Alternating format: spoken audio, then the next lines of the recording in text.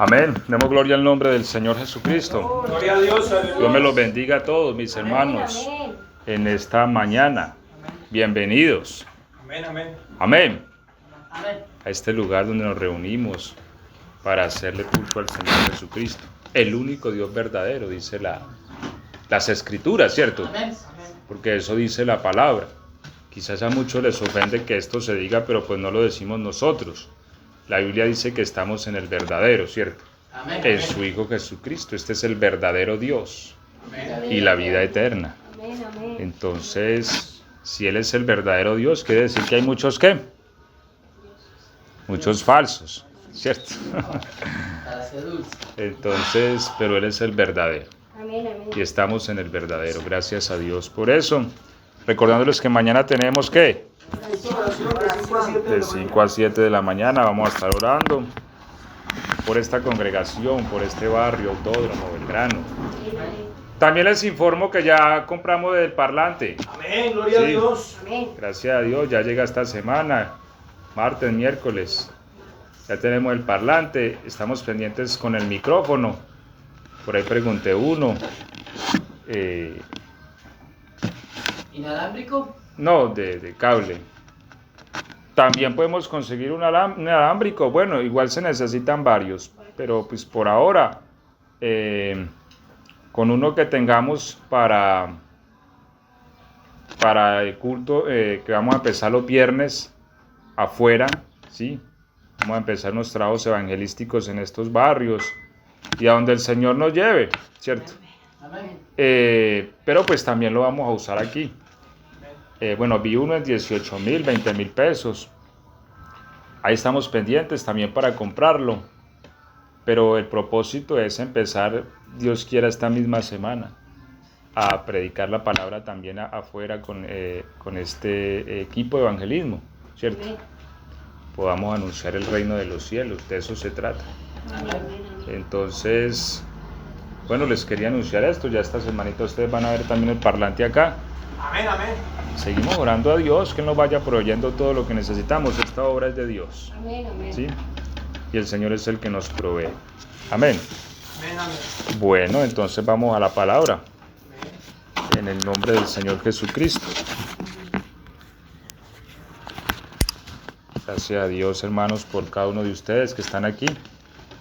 Porque como dijo el Señor, han elegido la mejor parte, Gloria a ¿cierto? Dios. Gloria a Dios. Y es oír la palabra. Apocalipsis 3:14. Vamos a leer esta palabra en el nombre del Señor Jesucristo. Apocalipsis 3 y el verso 14. Vamos a leer hasta el 22. Amén. Hermano, ¿me repite la cita, por favor? Apocalipsis 3, Verso 14. Al vientre de Dios. El mensaje a la Odisea. el mensaje a la Odisea, sí Señor.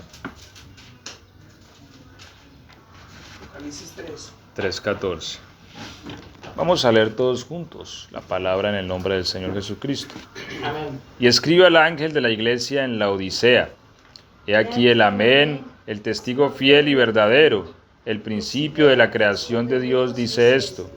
Yo conozco tus obras, que ni eres frío ni caliente. Ojalá fueses frío o caliente, pero por cuanto eres tibio y no frío ni caliente, te vomitaré de mi boca. Porque tú dices, yo soy rico y me he enriquecido, y de ninguna cosa tengo necesidad, y no sabes que tú eres un desventurado, miserable, pobre, ciego y desnudo. Por cuanto yo te aconsejo que de mí compres oro refinado en fuego, para que seas rico, y vestiduras blancas para vestirte, y que no se descubra la vergüenza de tu desnudez, y unge tus ojos con colirio para que veas. Yo reprendo y castigo a todos los que amo. Sé pues celoso y arrepiéntete. He aquí yo estoy a la puerta y llamo. Si alguno oye mi voz y abre la puerta, entraré a él, cenaré con él y él conmigo. El que venciere le daré que se siente conmigo en mi trono, así como yo he vencido y me he sentado con mi Padre en su trono. El que tiene oído, oiga lo que el Espíritu dice a las iglesias. Amén y amén. Siéntense, por favor. Bueno, vamos a predicar esta palabra. La verdad es que el mensaje a la Odisea es un mensaje que mire que con solo leerlo es fuerte, ¿cierto? Amén. Sin embargo, hay cosas que están en el corazón y uno como predicador de la palabra de Dios, uno busca siempre delante del Señor que el Señor le guíe a qué va a predicar a la iglesia. Y esta palabra ha estado en mi corazón y es una palabra que, como les digo, uno solo tiene un contacto con el mensaje que el Señor da a la iglesia de la Odisea y ve lo fuerte de las palabras, ¿cierto? Pero también ve allí el deseo y la intención del Espíritu Santo. Entonces vamos a hablar en este día respecto a este mensaje que Dios da a la iglesia en la Odisea, ¿sí? Y es un mensaje que va dirigido a la iglesia, no solo a nosotros como iglesia, también saludamos a todos nuestros hermanos que también oyen estas enseñanzas, porque estas enseñanzas que tenemos aquí las compartimos con muchos hermanos en diferentes países que oyen también esta palabra, nuestros hermanos en Colombia, en España, en Chile, en Ecuador, en Perú. Bueno, hay varios países donde nuestros hermanos también reciben estas enseñanzas y las compartimos con mucho cariño con ellos. Pero comenzamos y voy a hacer énfasis en el verso 20 donde dice: he aquí estoy a la puerta y llamo. Y este verso de la palabra de Dios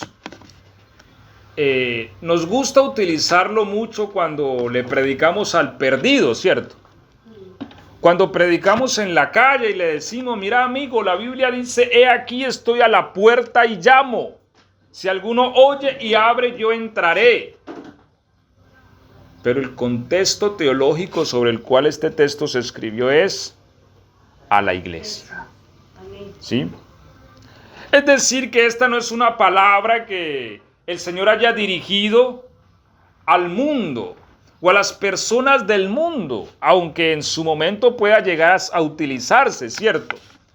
Pero el contexto en el que vemos aquí esta palabra es una palabra que está dirigida a la iglesia en la Odisea. Por eso el verso 22 dice: el que tiene oído, oiga lo que el Espíritu dice a las iglesias. ¿Sí? Y nosotros como iglesia del Señor, esta palabra también es para nosotros. Y este mensaje. Ahora, hay algo particular aquí. Y es que el Señor le dice a la iglesia en la Odisea: he aquí estoy a la puerta y llamo. Curioso, ¿no? Curioso que el Señor estuviera a la puerta. ¿Por qué? Cuando uno está a la puerta, ¿en qué parte está? Afuera. Claro, está afuera, ¿cierto? Amén. Si uno está a la puerta llamando es porque uno está afuera.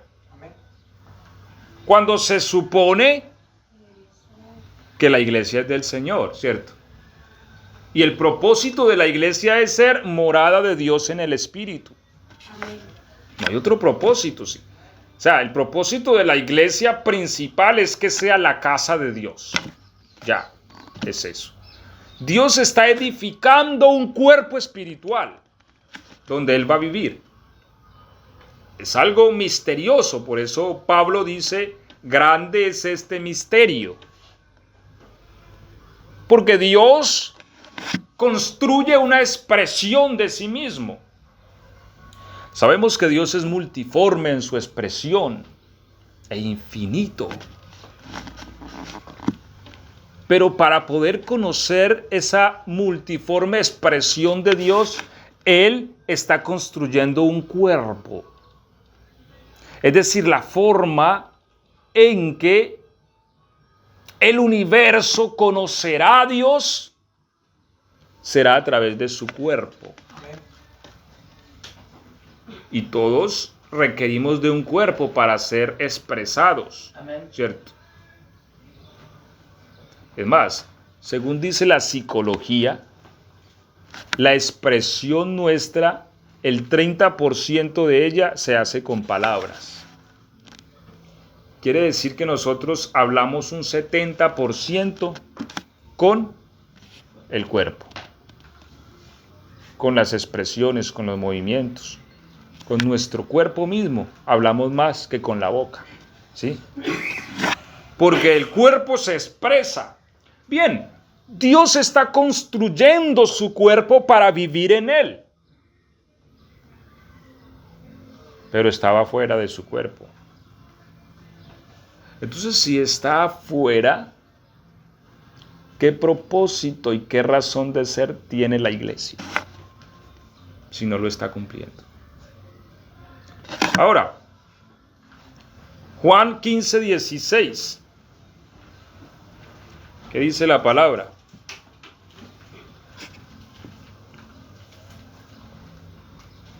San Juan, Sí, señor, San Juan. porque hay mucho Juan, por eso. No me elegisteis vosotros a mí, sino que yo os elegí a vosotros, y os he puesto para que vayáis y llevéis fruto, y vuestro fruto permanezca, para que todo lo que pidiereis al Padre en mi nombre, Él os lo dé. Amén. Amén. No me eligieron ustedes a mí, dijo el Señor, sino que yo fui el que los elegí a ustedes. Amén. Amén, amén. Miren esto tan tremendo, ¿sí? Y miren esto tan poderoso. Porque a veces uno dice, no, es que yo estoy en la iglesia porque yo quise. Hay una elección divina en todo esto. Y no vamos a entrar en ello. Pero Cristo nos dijo, yo soy el que los elegí a ustedes. ¿Y con qué propósito los elegí? Con el propósito de que ustedes vayan y lleven fruto. Ese es el propósito. ¿Ya? ¿Qué propósito tiene Dios con nosotros? Que vayamos y llevemos fruto. Y si ese es el propósito, entonces la pregunta es, ¿cuál es el fruto? ¿Cuál es el fruto? Si el propósito suyo y mío es ir y llevar fruto, ¿cuál es el fruto que hay que llevar? ¿Sí? Porque eso es lo que Dios está demandando de nosotros. Ahora, la naturaleza misma nos enseña que un fruto, ¿sí? Que cuando una semilla lleva fruto, ¿en qué consiste el fruto? El fruto consiste en crear otro fruto de la misma naturaleza, Amén. ¿cierto? Dios la bendiga. Dios las bendiga. Bienvenidas.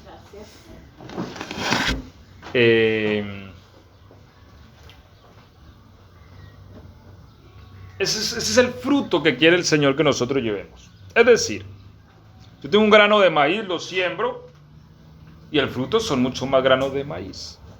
¿Sí? Dios les bendiga. Bienvenidos. De eso se trata, llevar fruto. Entonces, Cristo dijo, ustedes no me eligieron a mí, yo los elegí a ustedes para que vayan y lleven fruto. ¿En qué consiste el fruto? El fruto consiste en que aparezca otra semilla tal cual la que se sembró. ¿Cuál fue la semilla que se sembró? La palabra, ¿cierto? Y la palabra tiene un nombre, ¿cómo se llama? Cristo Jesús. Recordemos que él antes de morir dijo, si el grano de trigo no cae y muere, queda solo. Y él era el grano de trigo. Pero si cae y muere, lleva mucho fruto. Ahora nosotros somos el fruto de ese grano que cayó. Si él no hubiera caído y no hubiese muerto, nosotros no estuviésemos aquí. Entonces el fruto consiste en que en nosotros se produzca un grano idéntico al que cayó. ¿Me hago entender? Amén. Es decir, ¿cuál fue el grano que cayó y murió? Cristo. Y Él dijo, yo los elegí para que lleven fruto. ¿Y cuál es el fruto? Que en mí se produzca un grano tal cual el que cayó. Es decir, que Cristo sea formado en mí. Ese es el fruto, no más. No más. Que es que el fruto es un ministerio poderoso, que es que el fruto es tener una iglesia de 10,000 o 20,000 o 100,000 personas. No. El fruto que Dios busca de nosotros es que Cristo sea formado en nosotros. Amén. Ya. ¿Sí? Es que, no, porque hay, mire, inclusive hay gente que manifiesta el poder de Dios y Cristo no está formado en él. Y su vida misma no es agradable a Cristo. Usted puede decir, ¿cómo? Sí, mire, la Biblia dice, y el Señor llamó a 12 y los comisionó y les dijo, vayan. Y les dio autoridad sobre los demonios. ¿A cuántos? A 12, ¿cierto? Y entre esos 12 estaba ¿quién? Judas. ¿Tenía Judas autoridad sobre los demonios? Sí, porque Cristo se la dio. ¿Tenía Judas a Cristo en el corazón? No, porque si no, no lo hubiera vendido. Sí. Entonces uno no puede decir, es que el fruto es que los demonios se sometan a mí, el fruto es que los enfermos se sanen. No. La Biblia dice que en el día que el Señor vaya a juzgar, muchos le van a decir, Señor, en tu nombre sanamos a los enfermos, en tu nombre echamos fuera a los demonios. ¿Cristo qué les va a contestar? Apartados de mí, hacedores de maldad. Apartados de mí, hacedores de maldad. Entonces mire que una persona puede sanar enfermos en el nombre de Jesús y echar fuera demonios en el nombre de Jesús y ser un hacedor de maldad.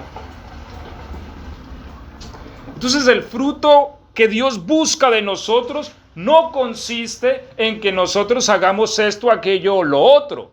El fruto consiste en que Cristo se forme en mí.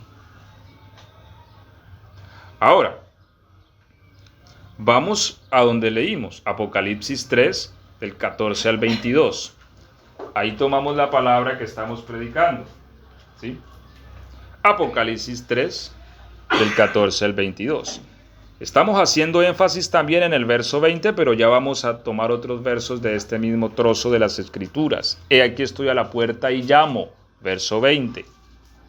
Si alguno oye, como les decía entonces al principio, esta palabra está escrita es para la iglesia.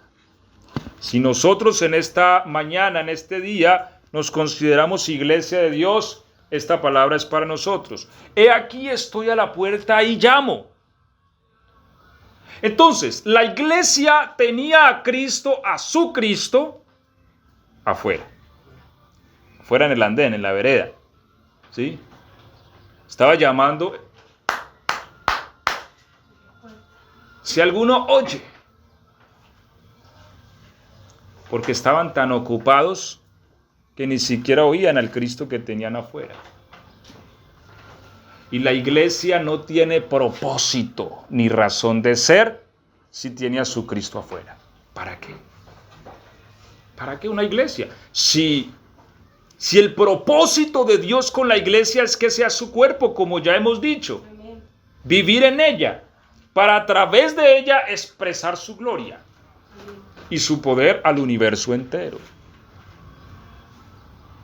Sin embargo, la iglesia en la Odisea tenía a su Cristo afuera. ¿Por qué? Dice el verso 15, yo conozco tus obras. Porque ¿quién se puede esconder de los ojos del Señor? Si sus ojos son como llama de fuego, dice la Escritura. ¿Cierto? ¿Quién delante de su presencia podrá ocultar algo? Amén, amén. Nadie. Yo conozco tus obras. A veces nosotros queremos que nos reconozcan lo que hacemos, pero no, ya llegará un día en que toda obra será sacada a juicio. Amén. aún la más escondida. Si es buena, va a ser recompensada, pero si es mala, también va a ser juzgada. Porque la Biblia dice que todos seremos juzgados conforme a nuestras obras. De hecho, mucha gente dice, bueno, si hay Dios, ¿por qué pasan tantas cosas? Ya vendrá el juicio, ya vendrá. La Biblia dice que Dios es paciente, no queriendo que ninguno se pierda, sino que todos procedan al arrepentimiento, porque Dios mismo, más que nadie, conoce la severidad de su justicia y de su juicio. Mire, yo les he contado a ustedes que he leído el libro de Enoc, y una de las particularidades que este libro me hace sentir a mí es el juicio de Dios. O sea, literalmente yo quedo impactado cuando lo leo, yo quedo como asustado, porque estos ángeles que pecaron, ellos comienzan a rogarle a Enoc para que él fuese un intermediario entre Dios y ellos. Y cuando Enoc va a la presencia de Dios, Dios le contesta a Enoc, según el libro de Enoc, y le dice: no es de los hombres pedir por ángeles, y vaya, dígales que no les será perdonado ni en este siglo ni en los venideros. Y cuando él fue, dice que los halló junto al río llorando a estos ángeles, porque no podían ni alzar sus ojos al cielo. Y después fue trasladado a una tierra maldita, dice él, donde habían abismos de fuego. Y el ángel que lo llevaba le dijo: este es el lugar para los ángeles que se han revelado. O sea, es terrorífico. Pero muchas veces el mundo vive como si esto fuese un fuego, ¿cierto? Como si la palabra de Dios fuera algo para tener en poco. Y no tienen temor de Dios. Pero el juicio vendrá. Amén. ¿Cierto? Yo conozco tus obras, le dice el Señor a la iglesia en la Odisea, y sé que ni eres frío ni caliente. Ojalá fueses frío.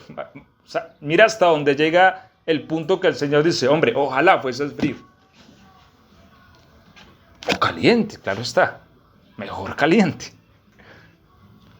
Pero por cuanto eres tibio, te vomitaré de mi boca. Es decir, la iglesia en la Odisea tenía un pie acá y otro acá. Aquí y acá. Sí y no. Se comprometía, pero no. No estaba ni aquí ni allá. Y Dios le dice a la iglesia en la Odisea: yo conozco eso. Y ojalá estuvieses aquí o allá. ¿Por qué? Porque la Biblia dice que Dios nos cela con celo santo. Amén. Y en Proverbios, el capítulo 23, el verso 26, el Señor nos pide algo a todos nosotros. Y la pregunta es: ¿qué nos pide Dios? Dame, hijo mío, tu corazón y miren tus ojos por mis caminos. Dame, hijo mío, tu corazón. Entonces, ya sabemos que Dios le está hablando ¿a quién? A la iglesia, ¿cierto? No al perdido. Y como les decía al principio, cuando uno tiene un contacto con el mensaje a la Odisea, uno como iglesia, con el solo hecho de leerlo, uno siente la severidad de la palabra, ¿cierto? Amén. Y el Señor busca una morada en nosotros. Porque vuelvo y les digo, o sea, misteriosamente la raza humana fue creada diferente a las demás razas que hay en el universo. La raza humana es un contenedor. Así fue diseñada. Así fue diseñada la humanidad. Un contenedor. ¿Un contenedor de qué? De la presencia de Dios. Hay algo en el hombre que está diseñado para que Dios viva allí. No así los ángeles. Los ángeles no están hechos para que Dios viva dentro de ellos, no. El hombre sí. Por eso Dios está construyendo un edificio con usted, conmigo. ¿Para qué? Para que Dios more en él. ¿A dónde mora Dios? En nuestro corazón. Para que more Cristo por la fe en vuestros corazones, dice la palabra. Y Él hace una petición allá en Proverbios. Dame, hijo mío, tu corazón y tus ojos miren por mis caminos. Entonces, Dios no quiere un cuarto del corazón. Dios no nos dice, dame, hijo mío, una porción de tu corazón. Ni tampoco nos dice, déjame vivir en la cocina de tu corazón. O aunque sea, déjame vivir allá en un rinconcito de tu corazón. No. Dios nos dice, dame, hijo mío, tu corazón. Y miren tus ojos por mis caminos. Entonces, ¿a dónde estaba el Señor llamando? ¿A la puerta de qué? De la iglesia. De la iglesia, ¿cierto? Y el corazón de la iglesia estaba cerrado para Cristo. Amén. Cristo buscaba el corazón de la iglesia, pero la iglesia no tenía espacio para Cristo. ¿Por qué? Verso 17, perdón. Porque tú dices, yo soy rico y me he enriquecido y de ninguna cosa tengo necesidad. Mire, dicen, según la teología, que estas 7 iglesias representan 7 periodos en los que la iglesia va a vivir sobre la tierra. Curiosamente, la iglesia en Laodicea es la última iglesia, la 7ª. Y curiosamente, nada coincide mejor con la iglesia de hoy día que esta. Y yo por eso creo que no hay otro periodo más para la iglesia. Estamos en el último periodo de la iglesia sobre este mundo. Amén. Ya no hay más periodos. Ya pasaron los 7. No hay otro que coincida tan perfectamente. Tú dices que eres rico y me he enriquecido. Y nunca como iglesia hemos tenido tanto dinero. Templos tan lindos. Lugares tan majestuosos donde se adora al Señor. Cuentas de ahorro con mucho dinero. Y gloria a Dios por ello y por el dinero que se ha invertido bien invertido, ¿cierto? Y gracias a Dios por el dinero que se ha dedicado para que este mensaje corra por el mundo. Pero estaba tan ocupada la iglesia haciendo dinero que su corazón lo llenó esto y no Cristo. Su corazón lo llenó Mamón, el secretario de Satanás, el tesorero. ¿Sabían ustedes eso? Por eso la Biblia dice que la avaricia es idolatría, porque literalmente se está adorando a un demonio.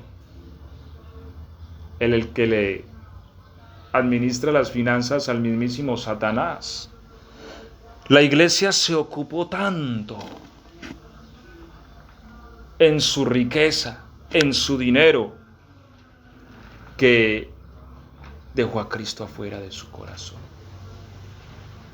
Mire, la Biblia dice, como en los días de Noé, así será la venida del Hijo del Hombre. Y volvemos al punto, Cristo está hablando a su pueblo.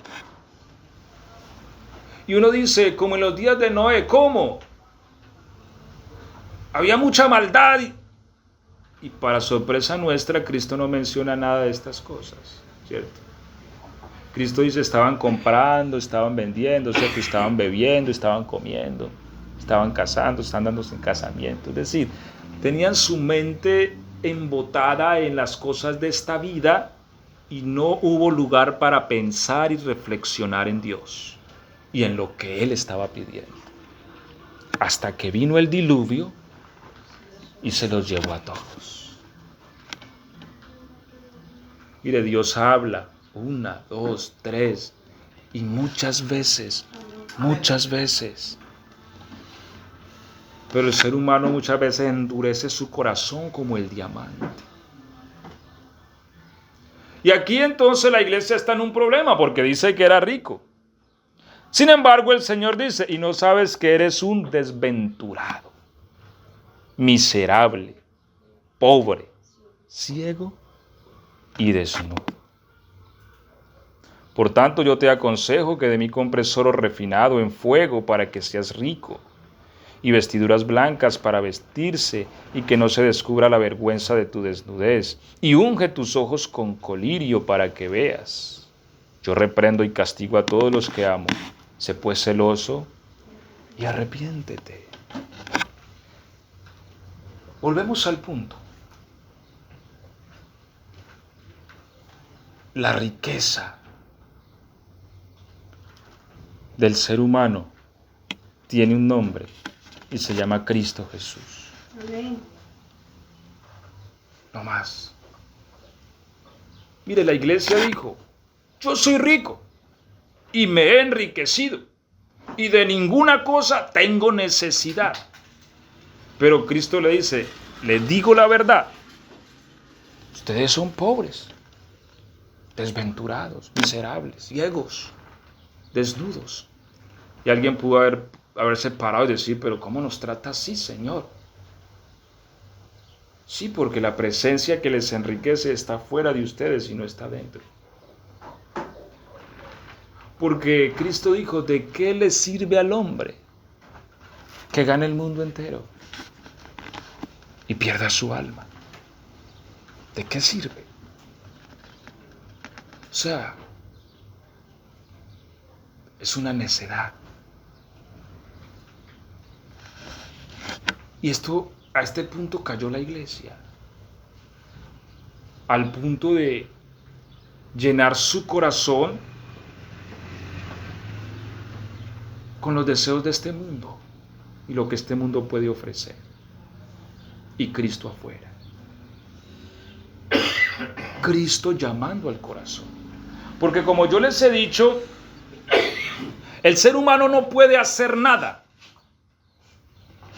ni comprometerse con nada, si no está en su corazón aquello.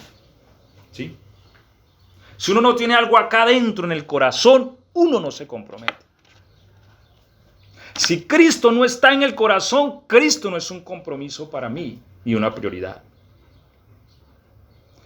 Pero cuando elegimos ese camino, construimos nuestra desdicha y nuestra propia ruina. ¿Por qué? Porque Cristo lo dice. Cristo le dice a la iglesia en la Odisea, tú eres un pobre ciego, miserable, desventurado y desnudo. Aunque tú digas que eres rico y me he enriquecido y que no tienes necesidad de nada. Había caído en la ceguera. Porque cuando uno no le da la posición en el corazón a Cristo que Él se merece, uno cae en la oscuridad y se vuelve ciego. Y como les decía ahora, Cristo no busca un rinconcito. Él sabe quién es Él. Amén. Porque a veces, y una de las cosas que Satanás hace con el ser humano es eso, robarle la dignidad. El ser humano, ¿por qué se tira a la calle? ¿Por qué se trata así? Porque el enemigo le roba su dignidad, ¿cierto? La dignidad de ser un ser humano, de vivir, de tener una familia. Bien, Cristo sabe quién es Él. Mire, usted no ve un Cristo por allá entrándose donde no lo quieren tener. Si usted lee los evangelios, los de Gadara salieron y le pidieron que se fuera. Él se fue. Sí. Amén. Que en Nazaret no creían en Él. Listo. Él era de Nazaret, pero se fue a vivir a Capernaum. Que los judíos quieren matarlo, ya no pasaba más por Judea. Pero vemos un hombre que allá en Samaria que le rogaron, por favor, quédate con nosotros, y se quedó 2 días. ¿Cierto? O cuando los discípulos iban camino de Emaús, ya se hace tarde, Señor, quédate, y se quedó con ellos. El Señor se queda donde lo quieren tener. Amén. Amén. Amén. Pero no va a estar donde no quiere que Él esté.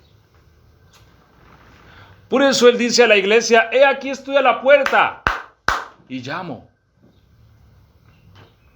Porque Él no busca agujeros por donde entrarse. ¿Sí? Él no busca rotos en el techo, ni esperando a ver si la puerta medio la abren para entrarse a la fuerza. No. Un caballero. Y aquí estoy a la puerta y llamo. Si alguno abre, yo entraré. Cenaré con él y él conmigo. Gloria a Dios. Entonces, por eso el lugar que Cristo debe tener en el corazón no es cualquier lugar. Porque, hombre, el solo hecho de que Él esté en nuestro corazón, nosotros mismos no somos dignos. Como dijo aquel hombre, por eso el Señor se sorprendió, ¿cierto? Porque Él le mandó a llamar y le dijo, por favor, ¿cierto? Tenía un familiar suyo que estaba muriendo. Y cuando el Señor estaba cerca a su casa, sale y le dice, Señor, por favor. ¿Sí? O envía a alguien, porque inclusive manda a decir con alguien, ni siquiera tuve por digno de venir delante de ti. No soy digno de que entres en mi casa, no soy digno, por favor, desde allá di la palabra y mi criado sanará. Mire tremendo que el Señor se voltea, se sorprende y le dice a su pueblo, porque este es hasta un extranjero, ni aún en Israel he hallado tanta fe. No soy digno, porque es que el hecho de que Cristo venga a mi corazón, wow. O sea, yo soy un vaso de barro. ¿Quién soy yo para albergar semejante gloria? Amén. Él así lo quiso, de su beneplácito, de su voluntad, le eligió a usted y a mí para vivir en nuestro corazón. No sé el ser humano a veces qué se cree cuando rechaza a Jesús, ¿cierto? Pero el hecho de que Él sea prioridad en mi corazón es lo mínimo que podemos hacer frente a tan grande decisión que Él tomó de venir a vivir conmigo. Gloria a Dios. ¿Cierto? Pero hay quien le pide al Señor que se vaya, como los de Gadara. Acaba de liberar a un hombre que tiene más de 4,000 demonios. Salen y porque 2,000 marranos se mataron, entonces le pidieron que se vaya. ¿Por qué? Porque tienen sus ojos puestos en la ganancia de este mundo, en lo que le pueden proveer esos 2,000 marranos, cerdos, chanchos, ¿sí? Y no en acabar de ver un hombre liberado. Entonces, el fruto que Dios busca de nosotros es a Cristo. Porque lo que la Biblia dice es que este mundo es un terreno. Y sobre este terreno se esparció una semilla. Dios esparció una semilla sobre este terreno. Esa semilla es Cristo. Cristo vino y se sembró en este mundo. Y el Señor vendrá, dice la Biblia, a buscar fruto. Él va a venir a buscar fruto. ¿Y cuál es el fruto? El fruto es otros a esa imagen de Cristo. O sea, cuando Él venga a llevar su pueblo, Él va a buscar en quién está la imagen de Cristo. A Dios no lo podemos engañar. Y nosotros no podemos tener la imagen de Cristo sin el Cristo de Dios dentro de nosotros. Amén. Es necesario que nuestro corazón more Cristo. Y desde allí, Cristo mismo empezará a crecer y a crecer. Pero ¿en qué medida crecer? En la medida en que yo le obedezco. En la medida en que yo le doy importancia a Cristo en mi vida. En la medida en que yo miro por sus caminos. Dame, hijo mío, tu corazón y miren tus ojos por mis caminos. Porque si yo le pregunto a cada uno de ustedes tiene un camino y yo también tendré los míos, ¿cierto? Y está bien porque el hombre debe tener caminos en la vida para no ir a la deriva. Pero Dios también tiene unos caminos, un camino. Dios también tiene un propósito, un ideal, algo que quiere hacer con usted y conmigo. Y lo que Él dice es que nuestros ojos miren este camino, que entendamos el que quiere hacer con nosotros, porque a veces relegamos el camino de Dios y le decimos, no me importa tu camino, me importa el mío. Y la Biblia dice que hay caminos que al hombre le parecen derechos, pero su fin es camino de muerte. Entonces es importante meditar en eso. Amén. Mire, algo he aprendido yo y es que nada hace Dios en nosotros que nosotros no le pidamos. Y esto manifiesta el derecho que Dios le ha dado al ser humano de elegir. Aún en lo poco, yo esto lo he visto aún en lo poco, aún en lo más insignificante. Mire, yo sé que el Cristo de Dios lo ha puesto en nosotros, pero yo he tenido experiencias donde he trabajado, donde he luchado con algo hasta durante una semana y no poder. Y pausar un momento y pedirle a Cristo que Él lo haga y resolverlo en minutos. Amén, amén. Y uno dice, pero ¿por qué no lo hizo antes? Porque no se lo había pedido. Cristo no va a llenar un corazón que no lo invoca, que no lo llama constantemente. Por eso nuestra oración debe estar basada en esto. Señor, la puerta de mi corazón está abierta para ti. Ven, llénalo. Esa debe ser nuestra oración, pedirle constantemente, Señor, llena mi corazón y revélame tus caminos, porque quiero andar por ellos. No hay nada mejor para usted y para mí que el camino que Dios quiere que andemos. Mire, uno como padre, uno traza unos caminos para sus hijos, ¿cierto? Porque uno ya ha vivido. Porque uno ha adquirido en la vida una experiencia y uno medianamente sabe qué es lo mejor para ellos, más que ellos mismos. A veces el hijo no quiere caminar porque no entiende, pero el padre sabe que ese es el mejor camino. Y hay momentos en que uno no puede obligar al hijo a andar por ese camino porque ellos también tienen una voluntad, pero uno sabe que ese es el camino que uno quiere que ande y que les va a ir bien. Bueno, Dios lo conoce todo. Y Él conoce cuál es el mejor camino para nosotros y quiere hacernos andar en Él. Pero a veces nosotros tomamos nuestros propios caminos.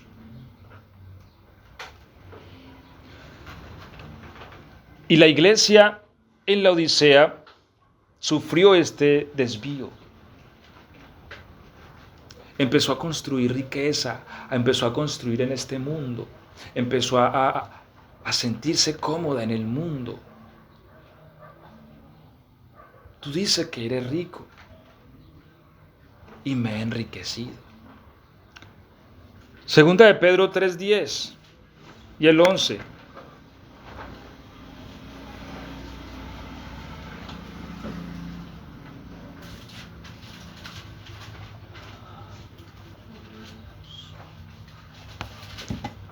¿Quién lo lee en alta voz?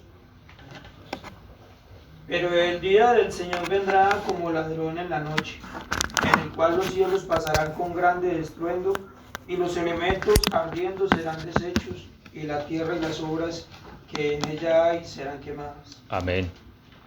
Tremendo, ¿no? Y si la Biblia dice que viene, viene. Amén, amén. El día viene en que los cielos con gran estruendo, ¿se imaginan cómo será el sonido? La destrucción tan impresionante, un cataclismo universal. Y las obras que hay en la tierra serán deshechas, serán quemadas. Pero la iglesia en la Odisea puso su corazón en pro del mundo, en pro de la adquisición del mundo. Y sacó a Cristo del corazón.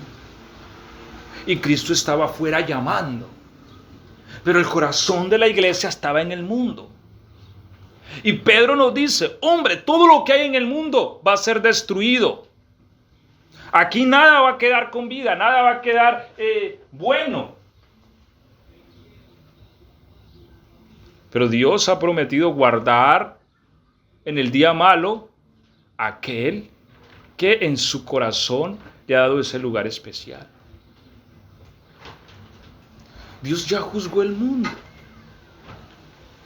El juez ya juzgó este mundo y ya dio el veredicto: destrucción. La humanidad vive en una expectativa. ¿Qué va a pasar esta década? ¿Qué va a pasar este año? Pero las cosas no van a mejorar, ¿no? A veces hay una expectativa a nivel mundial que algo pase, ¿cierto? No pueden mejorar, porque la Biblia dice que detrás del pecado viene la muerte, siempre. Y nunca tanta libertad para la maldad como hoy día. Y estamos hablando que esto de hace poco, porque bien, maldad ha habido siempre sobre la tierra, pero si nos vamos 50, 60, 70 años atrás, había cierta rienda. La generación tenía cierta contención de lo malo. Hoy día no, hoy día ya se le dio libertad a todo. Se quitaron las riendas y que haga lo que quieran hacer. Y por eso se volvieron necios y tontos. La Biblia dice que por cuanto no tuvieron en cuenta a Dios. Estaba viendo en las noticias hace días un fulano por allá como de 55 años con 2 colitas. Según la ideología de género, él cree que es una niña de 6 años. Bien, una familia al ver que era una niña de 6 años lo adoptó como su niña. 55 años con 2 colitas. El colmo de la estupidez. ¿Y cómo el ser humano llega a ser tan tonto? Porque no tuvieron en cuenta a Dios. Eso dice Romanos. Por cuanto no tuvieron en cuenta a Dios, Dios los entregó a una mente reprobada para hacer cosas que no convienen. Cuando el ser humano no tiene en cuenta a Dios, entra en la estupidez. Y eso es lo que también dice Pablo, porque pretendiendo ser sabios, se hicieron necios. Mire lo tremendo que es esto. Entonces este mundo entero va a estar mal en peor cada día. ¿Por qué? Porque la maldad se desatina más, se libera, se exige que le dejen hacer lo malo. Y yo les he dicho, de aquí a muy pocos años, muy pocos, el cristianismo será ilegal. Y tal vez nos toque verlo a nosotros con nuestros ojos, ¿sí? Pero ya muy poco tiempo, ya se está viendo. Creo que ya hubo el primer predicador preso, creo que fue en los Estados Unidos. No recuerdo, pero hace días veía en las noticias. Primer predicador preso porque estaba hablando acerca de la homosexualidad y le obligaron ante la corte a retratarse y él no quiso, porque era lo que estaba escrito en la palabra, y lo enviaron preso. Entonces, hombre, si algo está escrito, está escrito. Amén. Y de aquí a poco, cada verdad será más difícil predicarla. Y este mundo va a ir de mal en peor. No sabemos en esta década, estamos aquí. Mire, 2019, nadie vislumbraba lo que venía. Vino una pandemia que sentó la economía mundial. Toda esta inflación que vivimos hoy día, porque es mundial, es producto de eso. Dicen que este es un año de recesión económica. ¿Sí? Entonces, todo esto se va a desencadenar peor. Y sin embargo, son pequeñas puntadas que el Señor da para hacer reflexionar al hombre. Y el hombre no entiende. No. Antes la agarran contra Dios. allá en Europa se formó el día que para hacer señal así con el dedo al cielo. ¿Sí? No sé si ustedes vieron por ahí las noticias. Estaban cansados de Dios y hacer una señal mala hacia el cielo. Blasfemos, irreverentes. Este es el mundo en el que vivimos. Y créame que ni los científicos, ni los economistas, ni los grandes ricos vaticinan nada bueno para los años que vienen. Nadie. Usted oye el mensaje de los científicos, de los economistas, todos consideran que las cosas se van a poner peor. Y es lo que Pedro dice, hombre, si estas cosas van a ser destruidas, ¿por qué nosotros no vivir conforme el Señor, cierto? ¿Por qué nosotros no vivir en piedad, en justicia? ¿Por qué nosotros dejarnos llenar el corazón del mundo? Porque el mundo va a ser destruido. Y si nuestro corazón está lleno del mundo, pues nosotros vamos a caer en esa destrucción. Es lo que va a pasar. Si Cristo no tiene el primer lugar en mi corazón, créame algo, créame. Si Cristo no tiene el primer lugar en mi corazón, a Él no le interesan más lugares. Ya. Y podemos decir, pero es que también es... No. O sea, Él es Dios. ¿Mío o no lo es? Pues Él no me comparte con nadie. Él no quiere un lugar para mí y otro lugar para Mahamón, o otro lugar para otro Dios, no. Él es Dios de todo o Dios de nada. Él es celoso. Amén. Y ya. Dame, hijo mío, tu corazón. Yo tengo dos opciones, sí o no. Pero yo no puedo decirle, Señor, medio. Negociemos, 1/4, 3/4. Él dice, dame, hijo mío, tu corazón, miren tus ojos por mis caminos. Yo tengo dos opciones, sí, Señor, no, Señor. Ya. Pongo en mi corazón a Dios o no. Y concluimos con el verso 21. Verso 21. El que venciere le daré que se siente conmigo en mi trono, así como yo he vencido y me he sentado con mi Padre en su trono. Yo no sé si nosotros dimensionamos esto. Yo no sé. Además, yo creo que no, sinceramente, yo creo que ninguno de nosotros podemos dimensionar esto. O sea, lo que Dios nos está prometiendo. Que se siente conmigo en mi trono. Es que mira, Él no nos está diciendo, el que venciere le daré un trono para que gobierne. No. El que venciere le daré que se siente conmigo en mi trono. ¿Cómo será eso? El trono que gobierna el universo. Toda la creación, los mundos, el cielo, la tierra, todo. El trono que añoró tanto Satanás, ¿cierto?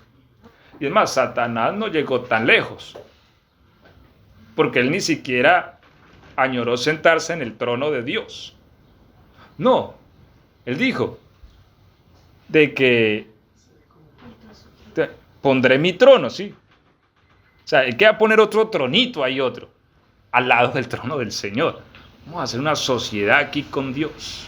Tú que decías en tu corazón, subiré al cielo, ¿cierto? Junto a las estrellas de Dios, a los lados del norte, pondré mi trono. O sea, él quería hacer un traslado de oficina. Mas tú derribado eres por tierra. Lo que añoró Satanás, Dios te lo está prometiendo. Amén. Hombre, el negocio más grande que podamos hacer en este mundo es darle el primer lugar a Dios en nuestro corazón. Gloria a Dios. Gloria a Dios. Independientemente de lo que tengamos que vivir. Vea, yo he dicho, hay gente que está desubicada en las iglesias, porque mucha gente se va porque no le dan un mercadito, porque esto, por lo otro. No han visto qué es el evangelio. Sí, no han visto, es que esto no se trata de esas cosas. Cuando uno ve el evangelio, a uno le pueden dar en la cara, le pueden hacer esto y uno ahí. Porque uno sabe lo que vio. Hace 8 días creo que leíamos el currículum de Pablo, ¿cierto? Apedreado, jueteado, latigado. Le dieron duro por donde ese muchacho andaba, le daban duro. Pero Pablo la tenía clara, ¿cierto? Él sabe para dónde iba, y cuando le fueron a volar la cabeza, porque Nerón dio la orden en su segundo juicio, le fueron a volar la cabeza, él la tenía clara, y le dice a Timoteo, mira, he peleado la batalla, ¿sí?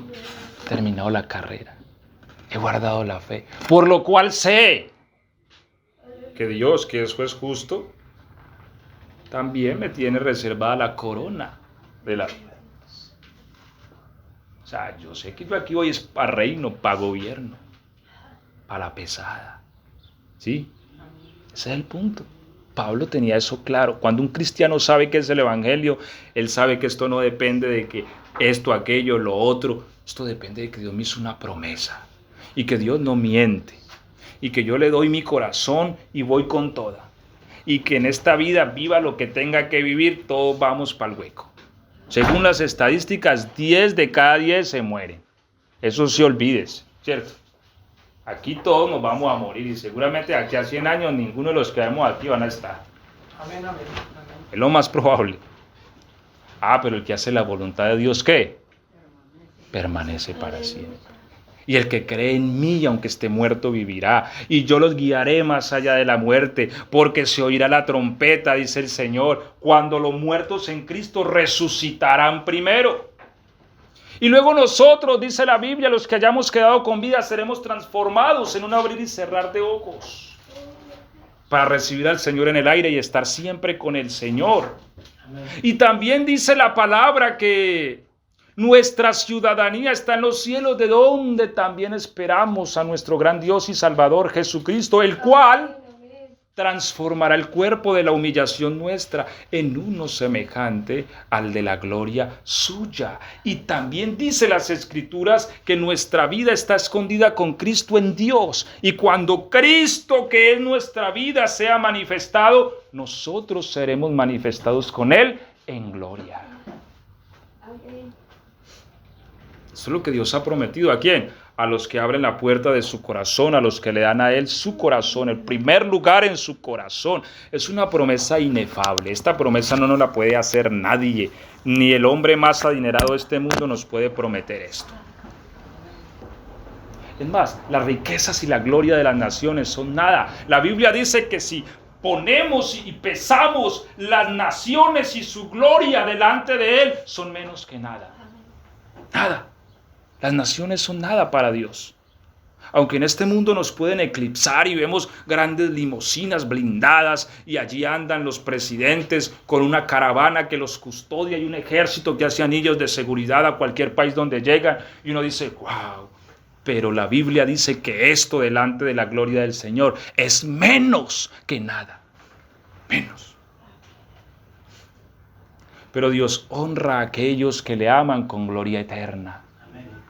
Con reino eterno. Esto es muy poderoso. Amén. Yo no sé si usted lo dimensiona, lo cree, pero esto es muy poderoso. Y este es el evangelio de Dios. Un reino eterno, glorioso, poderoso para aquellos que le aman con el corazón. Gloria a Dios, aleluya. Así que concluyendo, mis hermanos, el mejor negocio que nosotros tenemos es ofrecer este corazón a nuestro Cristo. No más. Con todo, como decimos en Colombia, con alma, vida y sombrero. Seguir a nuestro Señor, a nuestro Cristo. Amarle. Que vengan problemas, que vengan dificultades, que vengan. Pero yo de aquí no me muevo. Porque yo sé lo que me prometieron. ¿Sí? Y el fruto que Dios busca en nosotros es ese, que Cristo esté formado en nosotros, que nuestro corazón rebose la presencia de Cristo. Como dijo el salmista, mi copa está rebosando. El que cree en mí, como dice la Escritura, dijo el Señor, de su interior correrán ríos de agua viva. Cuando nuestra copa rebosa, fluye un río. Y cuando la gente nos ve, dice, wow, esa persona es diferente. Eso es lo que Dios quiere. Que cuando alguien tenga un contacto con nosotros, tenga un contacto con Cristo. Amén. Que nos miren y digan, esta persona no sé, pero yo la escucho hablar y algo me pasa. Yo estoy con ella ahí, comparto un rato y me siento bien. Yo no sé, pero él tiene algo diferente y ese algo es Cristo. Es lo que Dios busca en nosotros, que ese Cristo esté formado en nosotros. Ese debe ser nuestro anhelo todos los días. Señor, mi corazón está abierto a ti. Ven, lléname. Ven, lléname. Ven, lléname. Vive en mí. Vive en mí. Haz tu voluntad en mí. Esa debe ser nuestra oración. Amén. Y ese será un triunfo eterno, mis hermanos. Y yo sé que muy pronto nos veremos en la gloria con el Señor. Todos nosotros. Gloria a Dios. Y no quiero otra cosa más que eso, hermanos. Cuando estemos allá, que yo sé que va a ser muy pronto porque a este mundo le queda poco.